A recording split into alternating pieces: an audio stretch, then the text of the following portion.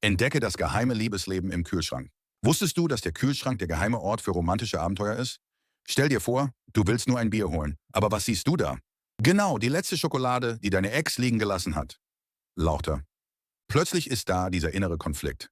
Soll ich sie essen oder ein Foto machen und ihr schicken mit dem Text Cheers auf uns? Lauter. Auf der anderen Seite denkst du dir, naja, kalte Schokolade ist eh am besten.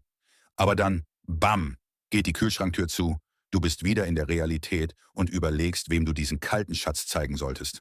Ach ja, die Liebe und der Kühlschrank, immer ein kleiner Flirt am Laufen. Lauter. Mach das Plus weg für mehr Witze.